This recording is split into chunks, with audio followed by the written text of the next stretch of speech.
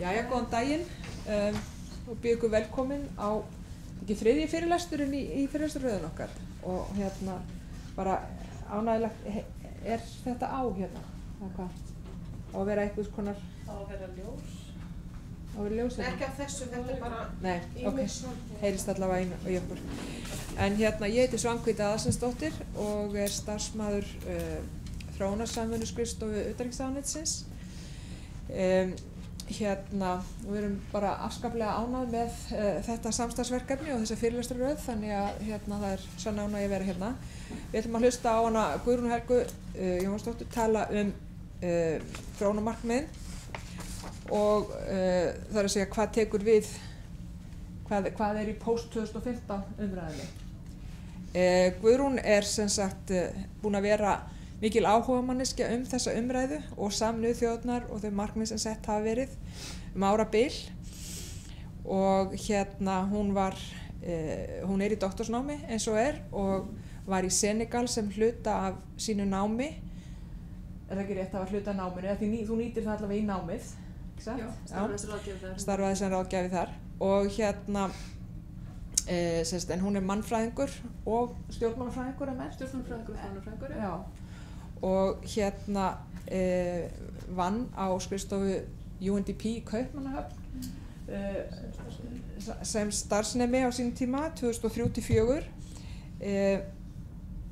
Síðan hérna er hún einn af stofnendum félags Sameinuðu þjóðanna ISMUN sem er hérna svona þaðan sem áhuginn spratt í upphafi og var lengi framkvæmdastjóri félags Sameinuðu þjóðanna á Íslandi.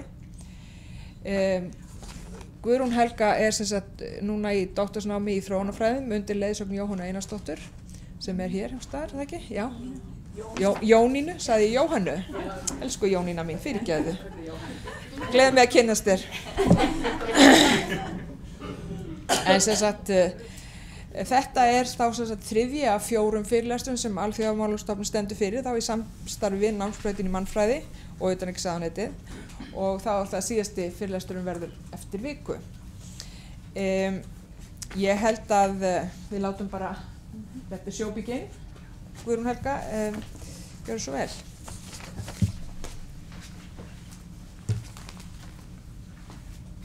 Góðan daginn. Ég ætla að tala við ykkur þúsaldarmarkmið Sameinuðu þjóðanna í dag og eftir árið 2015. Þetta er svona stutt uppbygging erindisins míns í dag. Ég ætla að fara að tæpa stutt á mótun markmiðanna og helstu gagnrýni á þau og fara svo í post 2015 ferlið, niðurstöður helstu skýrsla og hvernig þetta samráðsferli er. Kynna fyrir ykkur niðurstöður rannsóknar sem ég framkvæmdi í Senegal á þúsaldarmarkmiðanum á post 2015. Svo hendi ég upp einnig glæru samantekt og smá hugleiðingum í lokin. Ég ætla ekki að telja upp fyrir ykkur þúsaldarmarkmiðin. Ef þið þekkið ekki getið þið farið inn á 2015.is og kynnt ykkur allt þau á íslensku. En þau byggja á þúsaldaryfirlýsingunni sem var samþykkt árið 2000 og eru útkoma af röðum ráðstefna áratugina undan með sérfræðinga í hverju málaflokki í fararbroddi. Og þar á meðal er Ríó ráðstefna 92 og hvernig ráðstefnan í Beijing 95. Þannig að útkomar þessara ráðstefna voru teknar saman, greindar og settar í eitt allsherjarplagg sem heitir þúsaldaryfirlýsingin árið 2000. Markmiðin voru síðan samþykkt árið 2001. Þetta eru 8 markmið, 21 viðmið eða targets og 60 svo kallar vísar eða indicators. Og það var lítill hópur sem sauðu saman bara í kjallara Sameinuðu þjóðanna. Það var ekkert samráð hvað skildi vera haft í forgrunni eða hvað ættum að taka úr þúsaldaryfirlýsingunni til að endurspegla þessu markmiðum. Og svo kom í stæmi það að umhverfismarkmiðið gleymdist næstu í þessu markmið. Það var á leiðinni í prentun og þá, umhverfismarkmiðið gleymdist, hendum við því. Þannig að það var svona dæmi hvernig þessi markmið voru mótuð. Ég ætla að fara mjög hratt yfir gagnrýni á þúsaldarmarkmiðin, þannig við höfum aðeins meiri tími í post umræðina. En þau eru gagnrýnd fyrir að vera svona one size fits all að nálgun. Er það styrkleiki eða er það veikleiki? Við getum spurt okkur á því. Að það sé of þröngur fókus og það sé mjög óraunhæf fyrir mörg lönd. Þau tiltaka áfangastaðinn sem við erum að fara á, en þau kortleggja ekki ferli fyrir okkur, segja okkur ekki hvernig við erum að komast þangað. Þú átt að komast þangað, finndu út í hvernig þú átt að komast þangað. Þau eru mjög oft misskilin og markmiðin eru glóbal, en þau eru mjög oft notuð og oftast notuð til að meta frammistöðu lokali. Ég með hérna tilvísun í Ban Ki-moon í skýrslu sem hann gaf út sem var gefin út síðasta sumar og það er vísar hann í gengi markmiðana eftir ákveðnu löndum. Það er litið á þróun sem suðrænt vandamál, en við getum tekið markmið 8 sem dæmi það. Það er eina markmið í þúsaldarmarkmiðunum þar sem að þróuðu löndin eru þess að settir smá ábyrgð á þróuðu löndin og líka jafnframt eina markmið sem ekki er með tímalínu. Eftirlit, monitoring hefur fengið mikla gagnrýni. Þau eru sagði kannski telja fátæka en gleyma þeim sem eru fastir í fátækt og oft er skortur og áræðilegri tölfræði, sérstaklega í Afríku sunnan Sahara. Og það er talað að sé kannski auðvelt að ráðskast með tölfræði og fá æskilega útkomuna sem maður vill fá.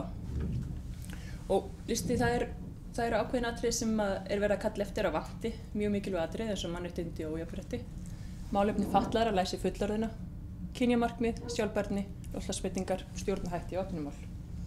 Þessi markmið renna út núna árið 2015 og það er núna heilmikið allsherjar stefnumótunarferli að ræða hvað er að taka við af þeim eftir árið 2015. Áður en að ferli fór af stað, við sjáum að heimildirnar eru hérna 2009-2010, var umræðan sú að við hefðum 3 leiðir. Það eru 3 möguleikar. Við getum haldið bara nú undir markmiðum, bætt kannski smá við tímalínuna 5-10 árum, eða haftu bara án tímamarka, haft bara þúsaldarmarkmiðin og enga tímalínu að þeim. Við getum bætt nýjum vísum kannski við núverandi markmið og haft þau eins og áður með án tímamarka. Þetta er þegar búið að gera, það voru upphaflega 48 vísar en eru núna orðnir 60. Eða þriðji möguleikinn, það er að kynna til sögunar algjörlega ný markmið og sameina þau jafnvel við eitthvað allt annað. Og þetta er svo leið sem að hefur verið farin. Það er þetta allsherjar stefnumótunarferli og umræða að sameina markmiðin við Sustainable Development Goals. Þetta er ferlið. Langt, strangt og flókið. Ég sleppi efsta vísvitandi út Sustainable Development Goals umræðinu sem er hérna efst græn. Og við sjáum hérna fjólublátt, bleikt, það er Sameinuðu þjóða umræða. Og hérna neðst er Civil Society, akademían og einkageirinn.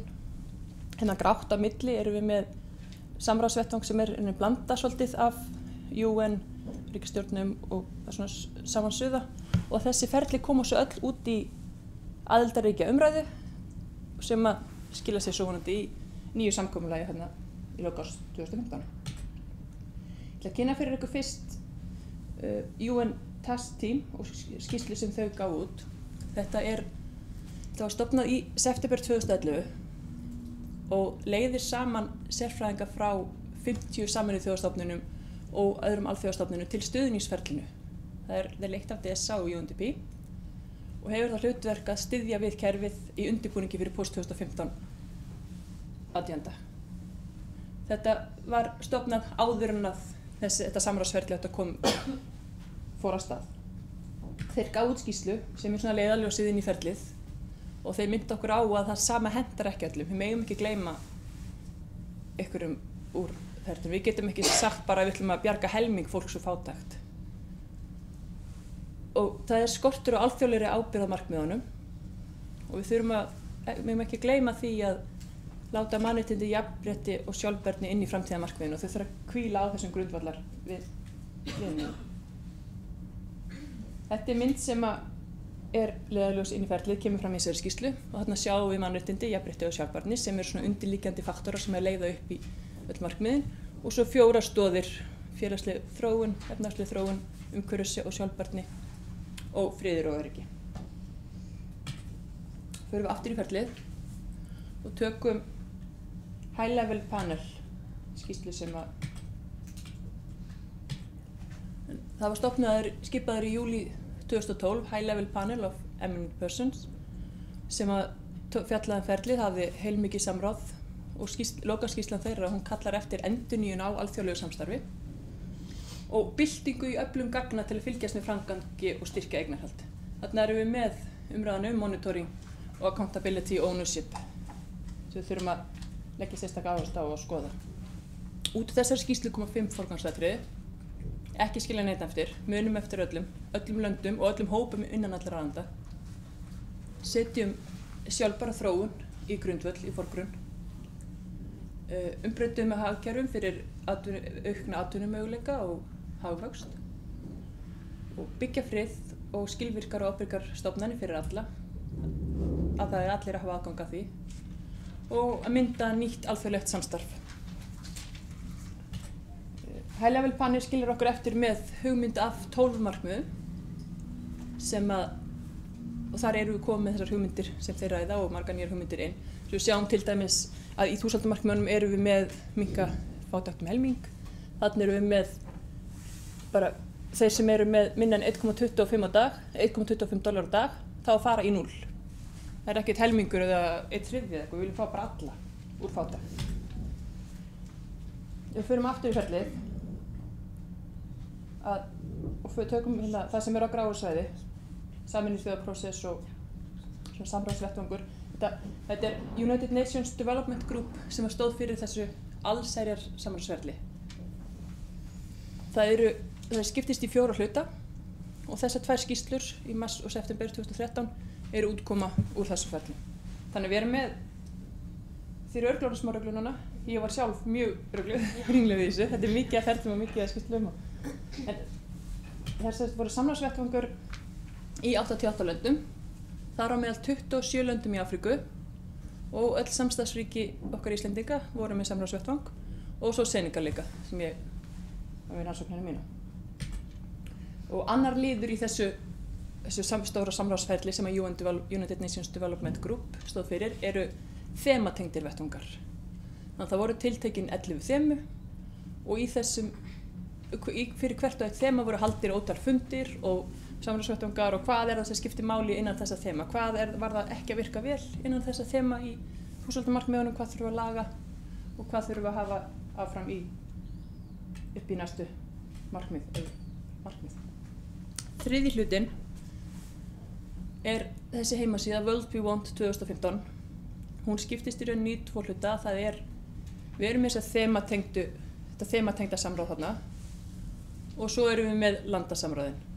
Þessi 2 hlutar hérna undan sem ég talaði löndin og þemun, að það er svona, það var ekkert að fara fram á netinu, það voru fundir, fólk var að hittast, það var fókushópar og ýmislegt í kringum það, en svo var þetta svona til að halda utanum, þetta tengist því og þegar þú gast komið, hver sem gat komið inn á þessi síðu og hefur eitthvað skoðun á vatni, hefur skoðun á menntun, þá ferði í þematengdu og þú getur komið þitt innlegg í umræðuna. Hvort sem það er þemun eða löndin. Þessi síða var að virka mjög vel fyrir þemaumræðuna. Þar fengum við sérfræðinga út allan heim sem gátu rætt þessi mál bara á þessum vettvangi. En það var ekki að virka svo vel í samráðsvettvangunum í löndunum. Hér sjáum til dæmis síðu frá Malaví. Það er ekkert. En mér langar að benda ykkur á að þegar þið farið inn á síðuna þá farið inn á Malaví og þá fáið þið lokaskýrsluna og þið fáið einhver dokument, bakgrunnsupplýsingar og svo framvegis og svo þurfa að fara í samráðsferlið og það er þessi síða. Þetta er það sem var í gangi og meðan samráðið var í gangi. En það var ekki svona allstaðar alveg. Sjáum þarna síðuna frá Úganda og það eru búið að láta fullt upplýsingum þannig að fólk geti leitað sér upplýsinga og svo vorum við með líka fullt mikið í Senegal og mikla áherslu á þetta að stofnum Facebook síðu og fengum frægan fótboltaspilara til að auglýsa herferðina, letum myndir frá öllu ferlinu. En við vorum í sömu vandamáli Úganda, sjáðu þannig discussions, það er ekkert. Ég letum jafnvel spurningar og vel niðurnjörvað til að fólk gæti kannski komið með stuttsvör, en það náðist ekki umræða inn á þessum vettvangi. 4. atriðið er My World. Það geta allir farið þarna inn, þið líka, vonan að flestir séu búnir að því. Þið fáið þarna lista við 16 atriði og átt að velja hvaða 6 atriði eru mikilvægast fyrir þig og þína fjölskyldu. Það eru tæp 1,5 milljón manna frá 194 löndum sem er búin að kjósa, 45% konur og 55% karlar. Og þetta eru flestir með framhaldsskólamenntun á aldrinum 16 til 30 ára. Og ég tók hérna bara í ganni frá, þið sjáu kannski, þetta er Úganda, Senegal, Mósambík og Malaví. Við erum áfram þarna með menntafólk, ungt menntafólk, en ef þið sjáu kynjahlutföllin. Úganda það er 83% karlar og 70% konur. Þannig við vorum að fá svörin frá köllum, menntuðum, ungum köllum í Afríku en ekki svo mikið konum. Þetta er niðurstaðan fyrir Afríku. Menntun, betri heilsugæsla, auknir atvinnumöguleikar, heiðarleg ríkisstjórn og aðgangur að hreinu vatni og hreinlætisaðstöðu. Það er 469.000 atkvæði í Afríku og þetta er algjörlega í takt við það sem var í heiminum, menntun, heilsugæsla í fyrsta og öðru sæti. Og ég skellti hérna inn að ganni frá Íslandi. Það eru 238 atkvæði. Ef við teljum menntun verið mikilvægasta, þar aftur er jafnrétti milli karla og kvenna. Við erum með betri heilsugæslu í 9. sæti en verndun skóga, ára og hafs í 5. sæti. Þannig að Hvernig voru hópurinn? þú ferð inn á netið. Nei, ég meina sko Íslenski hópurinn. Á hvað aldri og Já, ég er ekki með. Nei. Það er menntað ungt fólk. Menntað. Já, þeir bjóðu ekki upp á það í að taka hvert land fyrir sig. kannski hefur svona góða heilsugæslu. Já, við gleymum henni á hvað hún er mikilvæg. En allavega þetta er 2 skýrslur sem að UN Development Group, það eru 2 skýrslur sem kom út úr ferlinu þeirra, þessi 4 atriði, og þetta eru svona aðalatriðin þar að þúsaldarmarkmiðin eru ennþá mjög relevant, þau eiga ennþá við. Þurfum að byggja á þeim. Menntun og heilsugæsla eru mikilvægustu markmiðin. Þurfum að endurskoða mælikvarða. Ekki útrýma bara helming fátæktar, við þurfum að útrýma allir fátækt. Og við höfum ekki að veita bara aðganga menntun, við höfum að skoða líka gæðin. Eru kennarar til staðar og eru krakkarnir að læra eitthvað? Hvernig er kennsluskráin og hvernig er húsnæðið? Sjálfbær þróun þarf að vera í forgrunni. Mannréttindi eiga að vera undirliggjandi í öllum markmiðunum. Og svo aftur kom alltaf sömu atriðunum að ekki gleyma mikilvægum atriðum, atvinnumöguleikum, stjórnarháttum, friði og öryggi og ójöfnuði, bæði innan landa og milli landa. Það er önnur umferð samráðsvettvangs núna út árið 2014. Þar er verið að leggja áherslu á framkvæmdina. Við erum komið með áfangastaðinn, hvernig ætlum við að komast þangað, þannig að það er verið að leggja áherslu á samskiptamátan, samgöngumátan. Og ef þið viljið taka það til því, þá endilega farið eins og síður og komið með ykkar innlegg. Framkvæmdastjóri Sameinuðu þjóðanna, Ban Ki-moon, hann gaf út skýrslu síðasta sumar sem að byggir á niðurstöðu ferlisins, A Life of Dignity for All. Hann tekur svona niðurstöður helst allra þessara skýrsla, auk þess tekur hann sjálfsög líka inn Sustainable Development umræðuna, og hann tekur inn Global Compact og fleiri ferli. Ég afmarkaði mína umræðu við þessa skýrslu sem að þið sáu þarna. Og samkvæmt honum þá er Sustainable Development the pathway to the future. Og aftur þurfa að leggja áherslu á fátækt og ójafnrétti, sameina efnahags-, félags- og umhverfisvitir. Við erum alltaf að sjá þessu sömu atriði. Hann kemur með tillögu að, hann kemur með nákvæmlega þessu sömu 5 atriði og við sáum í high level panel skýrslunni. En hann bætir við einu mjög mikilvæg atriði, að við þurfum að vera fit for purpose. Við þurfum að hafa tækin og tólin til að gera það sem við ætlum að gera. Við þurfum að vita hvað við erum að gera og sjá hvernig við erum að komast þangað. Ég ætla að segja eitthvað stutt frá rannsóknum minni í Senegal. Þetta er mjög umdeild stytta í Dakar. Ég dvaldi í Senegal í 8 mánuði, þar sem ég tók viðtöl við fulltrúa alþjóðakerfisins, tvíhliða og marghliða gjafa.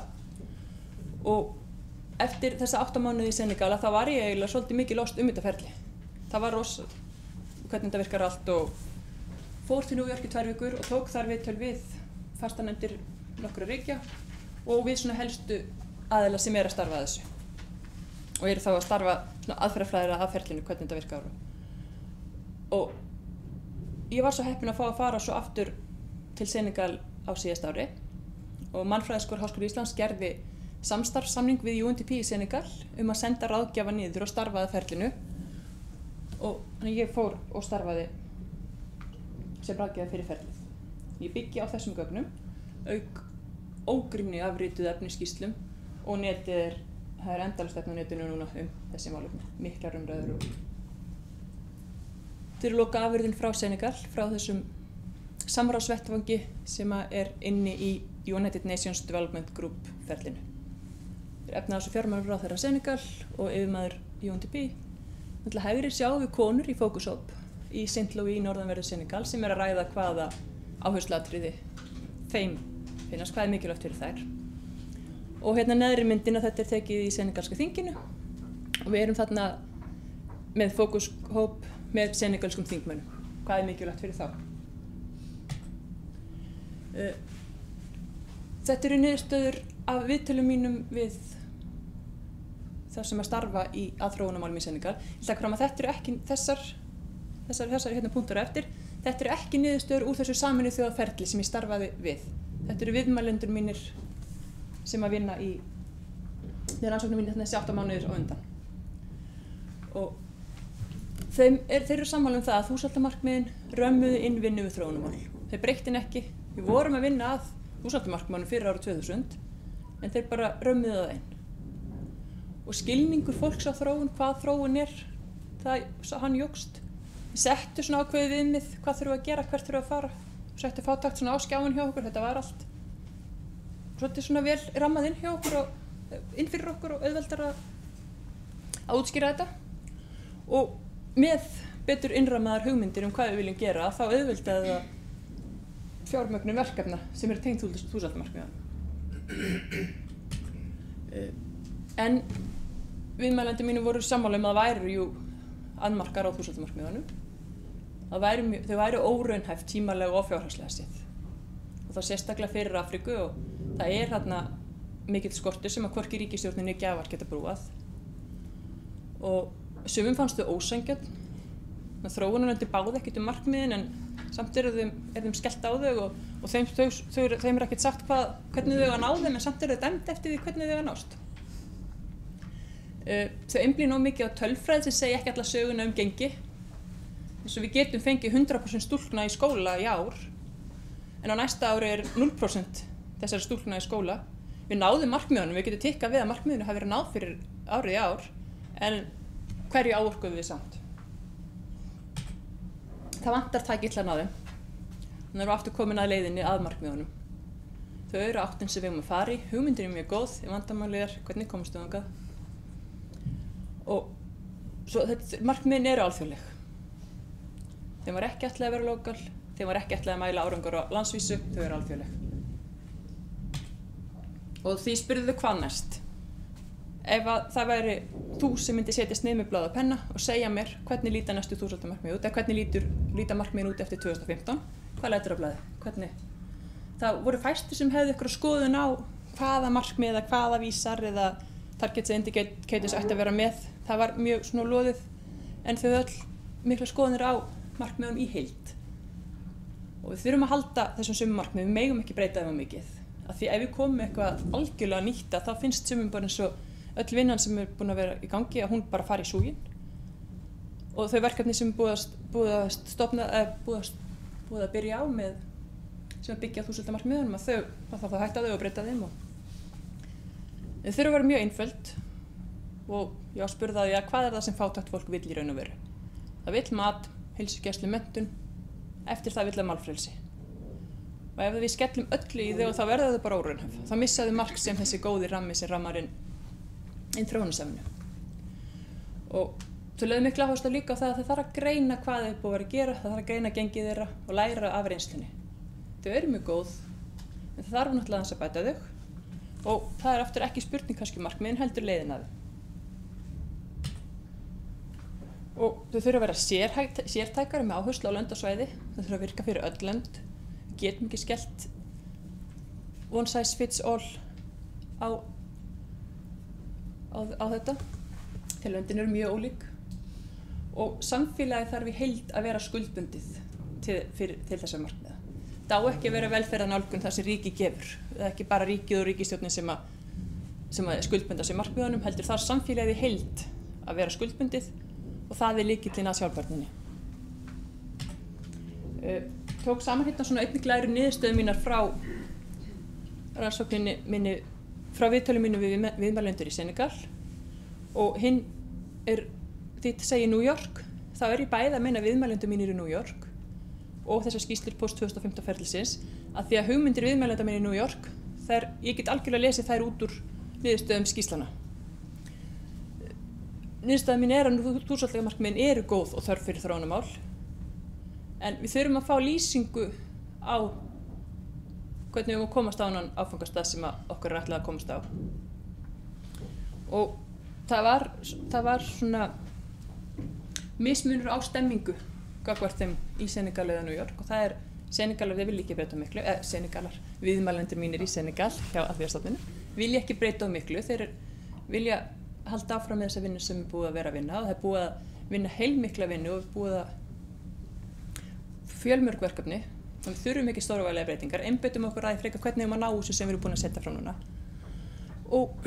En New York þeir vinna með þessa tillögu task team skýrslunar, myndin sem ég sýndi ykkur í upphafi með þessu mannréttindi, sjálfbærni og jafnrétti og þessu 4 pillars, að hugmyndi þetta byggja algjörlega á því alltaf áfram að við þurfum breytingar og gera ráð fyrir þessum atriðum sem vantar, sem að gleymduðust og vantar.